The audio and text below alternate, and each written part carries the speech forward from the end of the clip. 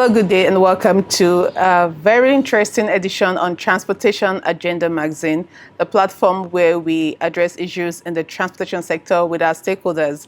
My name is Abike Awojobi, and my guest this morning is Professor Charles Asenime, a former Dean, School of Transport and Logistics, Lagos State University. Professor Charles Asenime, good morning, sir. It's nice to have you on the program. It's nice to have you too. Thank you very much. Thank you. We are both in the city of Abuja.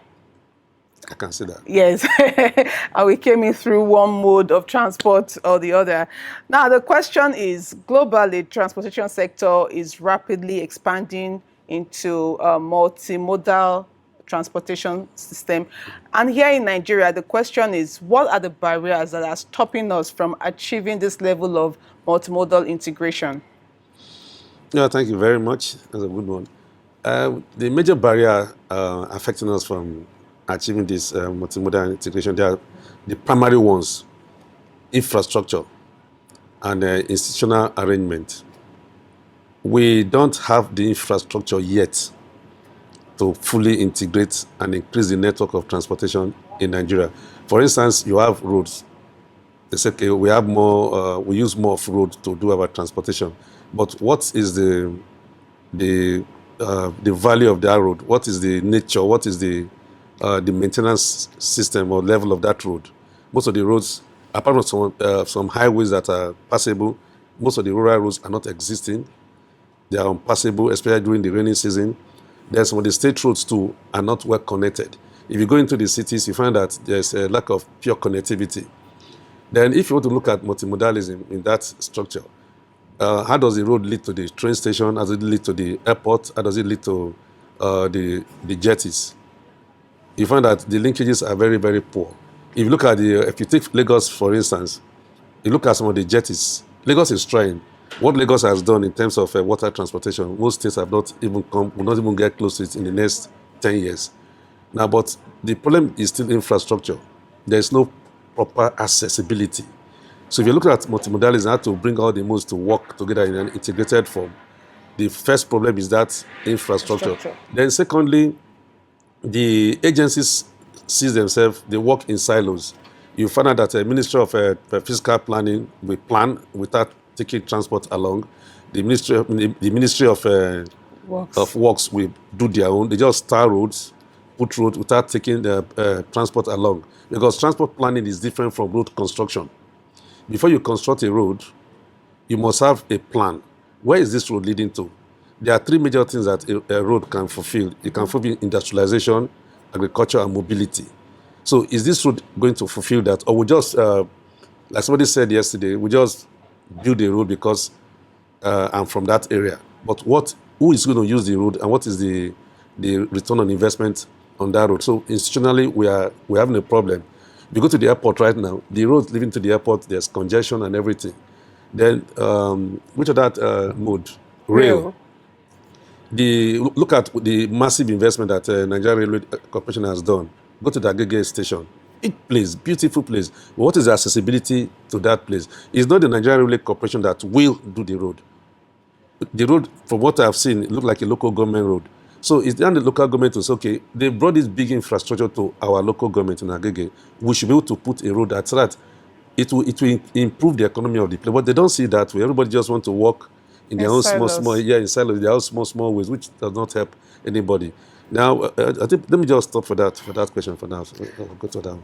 Okay, so let's look at another mode of transport, which is waterways. Across the country, we know that some states have natural resources when it comes to water, which they can use to improve transportation in that state. Yeah. But the adoption rate has been quite low. What would you say are the barriers to making people consider waterways as a veritable source of transportation for them? The first thing still boils down to infrastructure. Infrastructure again? Yes. You must have the right jetties in place where people can get there. Because now if you look at water transport, the perception about the general public that water transport is slow, it's archaic, it's unsafe, and it's uncomfortable. That is the general perception. And because majority of the littoral communities, either not just in all littoral communities, You will still do water transportation the way we used to do it in those. Either we paddle or we're using engine boats. So they call them bamboo boats. A bamboo boat or there's one that banana boat. Banana boat, not bamboo. We just paddle. When we want to drop people, we see shore. We still go. We still do shoring where you just park on the sand and people alight. That is not how to do water transportation. Water transportation has to be done properly. Then there must be enlightenment. And the only way you can enlighten people is to ensure that those things are put in place. Look at all the accidents we'll be having. There, some times ago, we had accidents in Sokoto, in Niger, in Lokoja. People are just dying because if you tell somebody, wear a life jacket, he says he doesn't want to wear, doesn't want it to stain his shirt. Some believe that the life jacket, the man that wore it may have some evil spirit. If I wear it, the evil spirit will transfer to me. So all these things are put together, make water transport very, very low. And it is, right now, water transport in Nigeria is not safe because NIWA, which is given the responsibility to administer water transportation in Nigeria, has very low capacity. It's either they don't understand the work given to them or they don't have they've not been strengthened to ensure I believe they've not been strengthened You're essentially enough. scoring NIWA low. Yeah, I scored NIWA low. I can tell them anywhere. NIWA is low. Because it is when they were some times ago they were having some problems with LASWA because there's money in Lagos. There are places where NIWA makes money through dredging. Nobody NIWA has, how many jetties have they built outside some localities? All they just do is money, but making it safe, they don't. We have Brutu, we have there are some places in Degema, inside those littoral communities. What is NIWA's presence there? Why should a boat in present day Nigeria capture and 36 people or 20 people will lose their lives? Why? What is NIWA doing? And they're not even ashamed. They don't even come out to say sorry. They don't even come out to explain anything. It's just normal. What should, the governor will now say is sending condolence messages. To who? To where is NIWA? What is that? If they know they cannot do it, let's decentralize it. Let every state have their own. If they, I'm even ashamed of the state governors. The state governor is there. You are from a littoral state. You don't have a water transport agency that can take care of your people. You are talking about NIWA. NIWA capacity is low to fulfill those. So because NIWA is essentially a federal agency. It's a federal agency, and how many places can they show their patrol? Can they patrol or show their strength? Because they too need to be strengthened. So the state governors also have to do their own part. They have to do their own part. Look at what Lagos has done. We're not saying what Lagos has done is perfect, but at least they've done something. The Lagos State Inland Waterway Authority. Every state should have their own. Then let NIWA go to court. If NIWA was going to court, somebody is trying to help you, you are going to court. You don't have the capacity to do it, and you are going to court. If Bayelsa State jurisdiction matters. What jurisdiction? They have jurisdiction, no capacity. Jurisdiction has to do with capacity. If they say your jurisdiction is all over the country, then you should have the capacity to do it. I challenge them. Let NIWA come out and talk what they are doing. What they are doing in Bayelsa, what they are doing in Rivers, what they are doing in the Delta, what they are doing in Akwa Ibom, and other littoral, even what they are doing in Sokoto. We have accidents in Sokoto. So if they know they don't have the capacity, let there be a legislation like we did that they did in the railway, where the railway was taken away from the executive to the concurrently. Let NIWA let water transportation be in the concurrently, so that every state can have their own water transport authority. But to me, I don't think the governors they're not doing that because they want to conform. It is because they are lazy. Or it's because they don't ply the waterways. Not because they don't have you see. Applying the water, doing something tangible has to do with whether you are thinking of your people. Most of the time, it's just laziness. They don't apply the waterways. They just road. I've heard a governor say they want to tie a road. They want to put bridges. What are you putting bridges for? This is an island. Let it remain an island. Let it preserve it as an island. Put a good jetty, good boats, and the accident rate will reduce. If they do that, then NIWA will show up that they didn't take permission from them. What did you do? You cannot go and you are saying you have power over a state where you're not invested anything in that state. But some of the questions, Sana, is that if you say that adoption rate is low, then how can we scale up for global competitiveness when it comes to our waterways? Or should we not bother about it? No, we should be bothered because it's not just a road that people come from outside take. Water transportation is an integral part of tourism. Once your water transportation cannot penetrate some interior areas, your tourists cannot get there. So the state governors, they should form their own water transport authority, if it means doing it in conjunction with NIWA, so that they can help NIWA. NIWA lacks the capacity. It's just noise they are making. I don't know who is even their DG now. They lack the capacity to do what they are asked to do. They're just in one place, they are just after sand dredging. How many of the inland waterways has NIWA dredged in the last 10 years? Maybe they have their statistics. They have their facts. Let them make it open to the police so we can interrogate it. So what I'm trying to say, the way forward is let them have a synergy between them and the state governors. You form this so that these people can help NIWA to do this work. We're not saying they should take over their responsibility, but just like a complementary work. That's what we need now. How many are we in the country? Just 220 million. You now have just in one accident, 20 people will die. They keep dying like that. Not just in one place. There's some that are not even reported in some local areas. NIWA should be like FRSC of the waterway. Okay, so yes. Away from NIWA, let's look at states. Let me say this: more states now are opening up their transportation space with more airports. What do you say to it? Is that a welcome development? It is not. It is just grandstanding. You have a state. I don't want to mention some of the states. Or maybe I just. I was shocked when I thought let me not mention the states. That some states are having airports. We have about 30 functional airports in the country. Only about 3 or 4 are viable. You are putting an airport. It's a state in the east, south. They're putting an airport there. And a land that just one aircraft lands in a week. In a week? In a week. What are you now putting the airport for? There was a time we did something on Edo State. Edo State said they need 2 more airports. How many aircraft land in Benin Airport? How many? You are building airports. So people will come to the state, they'll say, oh, I built the airport. Oh, Your Excellency, you are trying. That is inferiority complex. We don't need airports, more airports. What we need is rail. Rail. Link up everywhere with rail. There are some states, they are so close, they are putting airports. They want to put airports in Anambra State. That is the same function. I see they landed an airport from Asaba to Anambra. The longest distance you can go is 100 kilometers.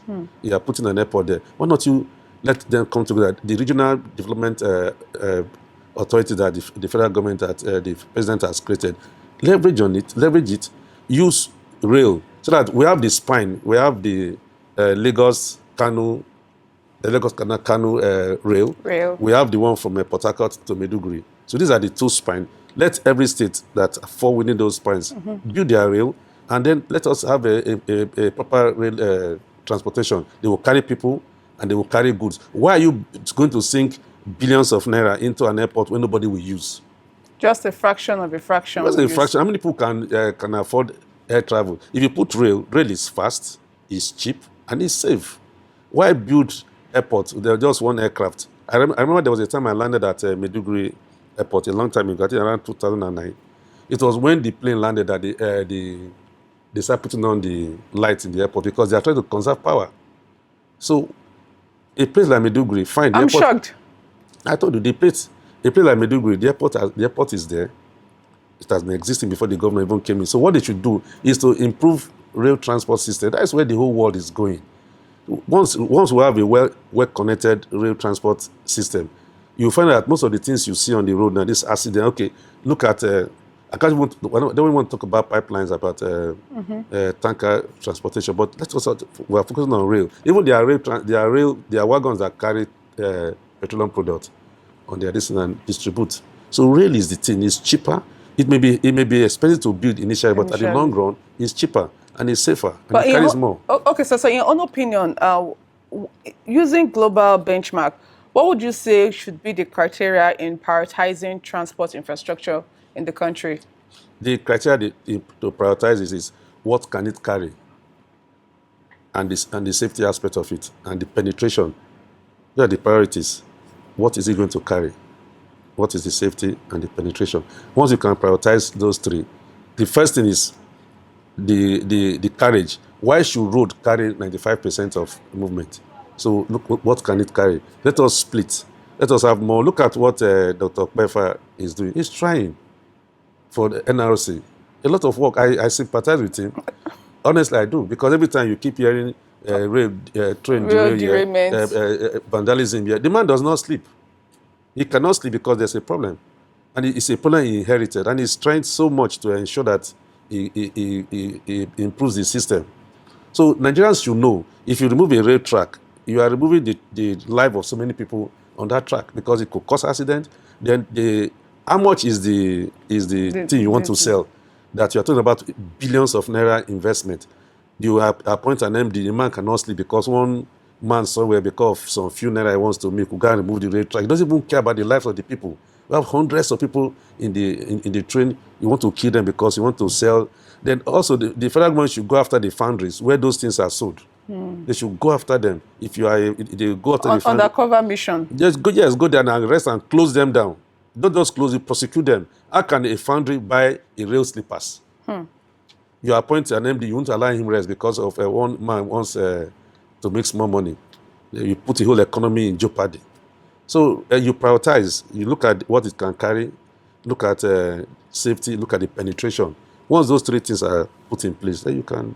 That's where the world is going. That's where the world is going. Yes. Okay. So looking at some of the transport policies that we have in the country, I'm sure you are privy to some of the policies. Yeah. Because I'm assuming that as a member of the academia, your input would be required in drafting and formulating some of those policies. If you do have idea of what is in these policies, would you say that enough data was used to come up with this policy formulation? See, when it comes to writing policy formulation, we've had projects carried out in the past, Nigeria Transport Survey, the Infrastructure Survey, a lot of data that has gone in. Writing is easy in the sense that if you are willing, if you are intelligent enough, you can write. It is the implementation. Right now, Nigeria does not have a national transport policy. A national transport policy? We don't have. We have them in silos. We have the land transport policy. We have the marine and blue economy policy, aviation policy. We don't know where pipeline fall into. There's no policy on it. Maybe the land transport policy has policy something on the non-motorized transport. What we are saying, we shouldn't say. I'm not saying they should dissolve those ministries. No, it's impracticable. It's not impracticable. It's just about let us see how it will be practical. If you have a aviation policy, you have a marine and blue economic policy. What we want is an integrated national transport policy, whereby bring your policy, aviation, bring your own. What's their name? Rail. Land, bring your own. Marine, bring your. We'll put all together, integrate. Then we cannot have an interministerial committee. They can have a minister, like a supervising minister, who can supervise the transport in the country.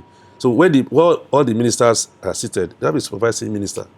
It could be one of them. Just pick them as a supervising minister. It could be rotational, so that the policy can work. So we can have it in one document, so that if we are teaching our students or anybody, we say this is the national transport policy.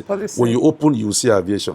When you open, you will see road, you will see pipeline, you will see everything. So it ought to be integrated. It will be integrated. So once you integrate it in one document like that, then you cannot have an interministerial committee or an interministerial committee with a supervising minister who can supervise the policy, and then we run. It's not impossible. Okay, but so in your own opinion, this seems to be a very easy way out. That is okay. But so what do you think is stopping us from achieving this integrated integration of those policies? What is just stopping us is we don't just want to do it. No political will. What is there to do it? It's just left for the presidency.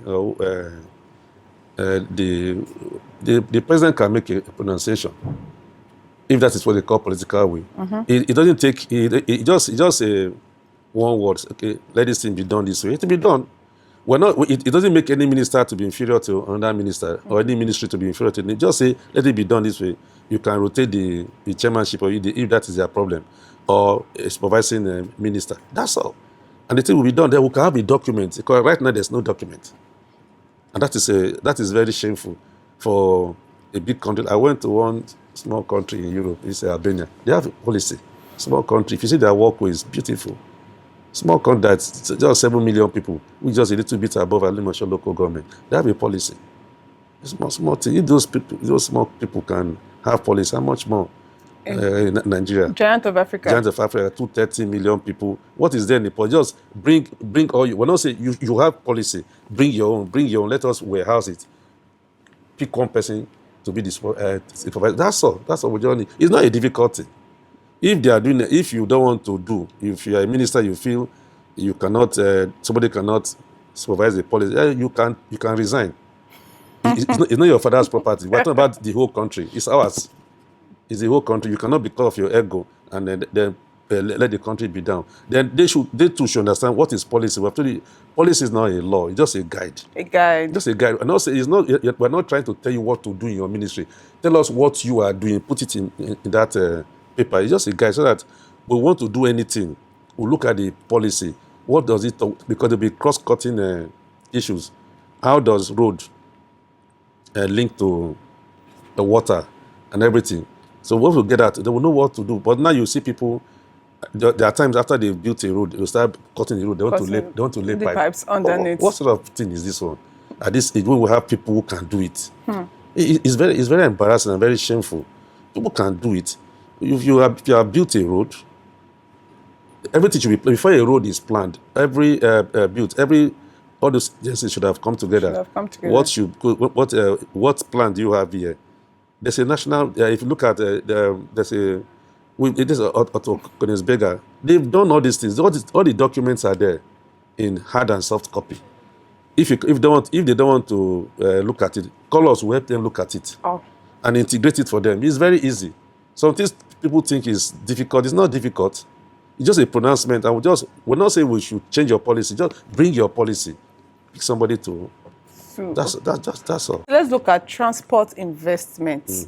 Transport investments as a key area in the transport policy. For so many people, transport is high risk. The governance risk is also very high. Yes. How can this be mitigated? No, how can we manage it in such a way that people who want to invest in the transportation sector, they're not held back. They're not scared to invest. But, the framework is there, the right environment is there for them to be able to invest appropriately. I heard somebody say that PPP has not worked. The reason why it cannot work because of because there's no policy. If you say this is what we want to do, if I'm going to build a road, I'm investing in road construction, I should have law to protect me. To protect you? Yes, not that when a new government comes, you just discard it. And I'll lose. Now the banks will start chasing me up, and I'll now go on exile for what I want to do. It's business. So there should be the appropriate legislation and framework should be there, so that if you want to invest, nobody wants to build a jetty when it's not sure the jetty will be used. Nobody wants to build a pipeline when it's not sure the pipeline will be used, or somebody else will not come Sunday and say the contract was not properly awarded. The road contract was not properly awarded. And they would terminate it. They just terminate it, and with impunity, they don't care where you got your money from. And those things too, they worry the banks, because the banks still have put their money inside. They can't get their money back. So the bank will be forced to. So it's a very big systemic problem, because if you terminate it, you are terminating lives. The bank will ask people to leave because livelihoods are affected. Yeah, they are affected. There are people whose life depend on that construction. You have asked them to go. We've seen many abandoned road projects everywhere. What happened? They will tell the contractor did not use good materials. Get a contractor that will use good material, or make him use good. Who is supervising it? I saw the Minister of Works sometimes when he was speaking. I'm an engineer. I know that this is not what you're supposed to do, and that's the way we should go. When you build with inferior materials, we should be able to tell you at every stage in time, every point. They should be able to look at it. Are you doing the right? Are you using the right materials? So that it falls within the framework. A contract should not just be terminated because a new governor or a new president has entered. There should be protection. If you're not going to protect me, I'm not going to put my money. Then it's slowing down the economy, because it helps the banks to make money, everybody to make. But when you terminate, everybody loses. They don't know. Interesting conversations we've been having with Professor Charles Asenime of the School of Transport and Logistics, Lagos State University. There's one question that seems to be on the lips of many transport operators, or should I say transport users, and that is of inclusivity when it comes to transport infrastructure and all that. What do you think the government is doing to ensure inclusivity in the transportation infrastructure that they are building? So inclusivity is becoming a wide word now. Inclusivity in terms of is it for children? Is it for those who are physically challenged? Children, physically challenged, and all. Okay, let me hear you out. Well, in Nigeria, one should pray that it does not fall into that category. Oh my God. Yeah, so once you don't have legs to walk, you have been excluded. Once you cannot see, you have been excluded. If you're pregnant, you are in trouble. Children are in trouble. Why? Because people who run some of these things don't even know. Because they are healthy, they can walk. You know, it takes a healthy man to climb a staircase. You know, sometimes we take it for granted. You just walk. Oh, come to the stage. You come to the stage. Enter. You just move around. You don't know, but some people think about it. How are they going to do it? So most of the time, the transport system is not. It does not even think about them. Whether maybe okay, let us even pick one. Let us pick somebody that is physically challenged, cannot walk. Which bus wants to stop for you? How do you even enter the bus? The space that they will put for them, for the buses that were brought in, people sit in that space, or they'll put their wares there. With impunity. It's impunity. They don't care about so inclusivity, and that's why we talk about the policy. When the policy is there, then the policy will lead us to make laws to ensure that these people are protected. They are human beings. We are only privileged and graced that we can still walk, we can talk, we can see. I saw somebody, you know, they give you food, you just eat. There are some people that cannot eat just like that unless you have to be passed through a pipe. True. So we are lucky. I've been to some countries where such people are taken care of, even the blind. But here we don't care about anybody. We've not even cared about. Sure, we don't care. That's just a problem. Okay, so on sustainability, that's a cold fact. I don't want to say that's a cold fact, but for you say we don't care, and I really think, and I want to hope that those that are the aims of affairs are listening, and we should be able to show more concern, especially for the disabled, you know, pregnant women and all. I've had to climb a bridge, and a pedestrian bridge, and by the time I got to the other end, I stopped like 2 or 3 times because I was just panting and I was really out of breath. Because we are healthy now, that you can even climb. Like I can even climb we are healthy. it. Some people cannot even climb the second 1 or 2 steps. Okay, so on climate change, which is one of the big issues that we are also looking at in the transportation sector on climate change. You know, a lot of people are advocating for cleaner fuel, EV vehicles, and all that, run on CNG buses. Would you say the country is ripe for the adoption of these modes of transport? And if yes, how well can we make it, you know, the adoption rate to be higher than what it is presently? If you look at the presidential CNG initiative, it has started. We have started. So these things is a gradual process. You don't expect that, okay, they say, okay, want to use a CNG, everybody should just drop the use of petrol, PMS. It takes time. We have started. Even the EV we are talking about, we have started. It's just gradual. It will take some time for residents, because but part of the biggest problem we have right now is that the transport sector is too porous. That the poverty level is too high. So people depend on that rickety vehicle to feed daily. There are some people, if they don't go out a day without their vehicle, they will not eat. Now, if the federal government wants to make road transport, okay, let us have this thing cheaper. They should look at ways to ensure to make it work, rather than be putting up videos of explosion. CNG is most of the trucks that don't go to is not CNG they are using. How many of them are exploded on the road? So we should not be looking at. We shouldn't be always be at the negative part. I'm not a negative person. We look at the negative. Okay, this is the problem. How do we solve the problem? If CNG is going to help us, it's a gradual thing. A time will come. We're not going to do away with petrol. We can run it side by side. A time will come, the ones that is not very profitable, we go. It's a natural process. To fizzle out. To fizzle out. So let us not always dwell on the negative. The electric vehicle will take some time because we still have energy problem in terms of electricity in the country. But a time will come, people will be it will become a mainstay. We saw it. Just the park, charge your vehicle, and you just go. like now, mobile phones have become. Who can ever believe? It has people that died some years back. If they come back now and see that everybody's having a mobile phone. I remember when I was in secondary school, I gave somebody our telephone number at home. So you people have phone number. I say, yes, do you know the fellow had to travel with me to worry to ensure that you actually own a phone. Own a phone. Oh. But I was surprised because I grew up having a phone in our home. So I was surprised somebody saying, how can you have a phone? But now everybody is having a phone. Yes.